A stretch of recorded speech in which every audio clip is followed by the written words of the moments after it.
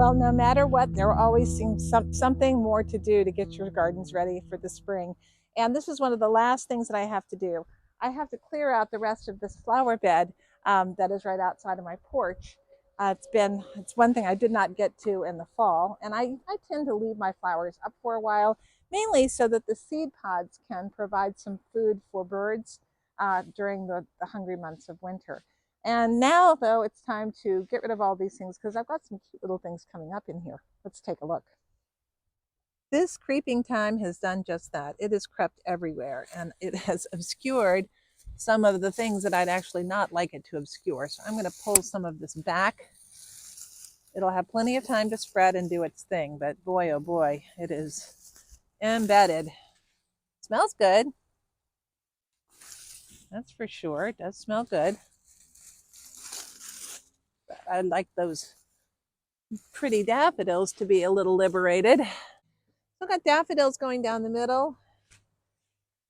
And over here, someone came and chomped something off. See how these were growing up? They got chomped right off.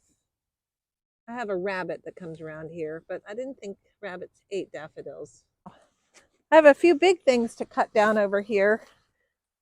These are the asters, and they're actually starting to come up.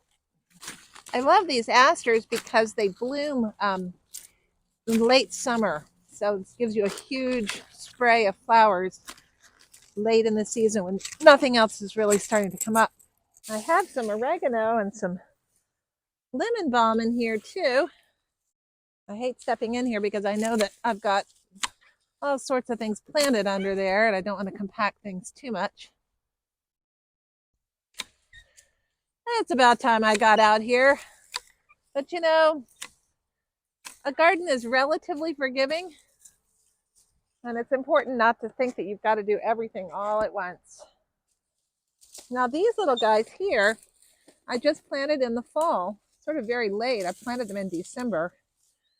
I had them and then I got sick, and then I was like, oh my gosh, I got to plant these things. So I did, and now they're coming up nicely, and they'll be expanding the spring garden very nicely over here. I'm going to uncover those stepping stones.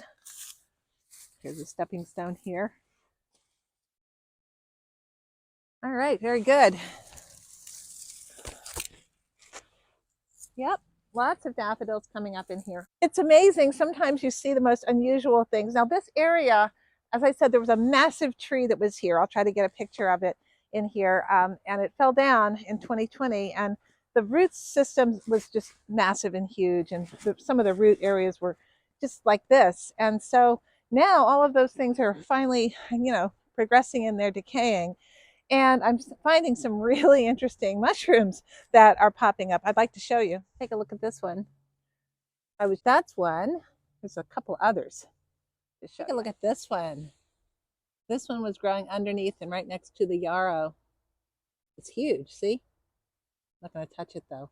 Then on this log, which has been decomposing, I use this log as a planter. There are tons and tons and tons of fungi working on it.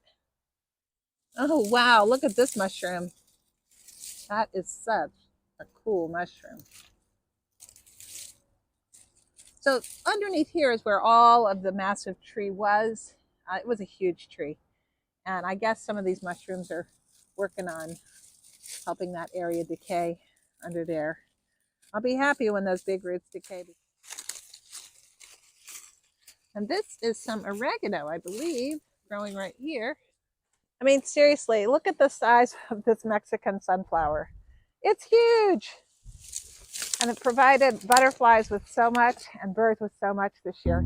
So I'm happy to have this more or less cleared out. The spring flowers are coming along. There'll be lots of summer flowers and perennials that will pop up in here, and probably some self-seeded ones as well. And sooner than we know, it'll be spring and summer, and this will be a bloom. Thanks so much for watching.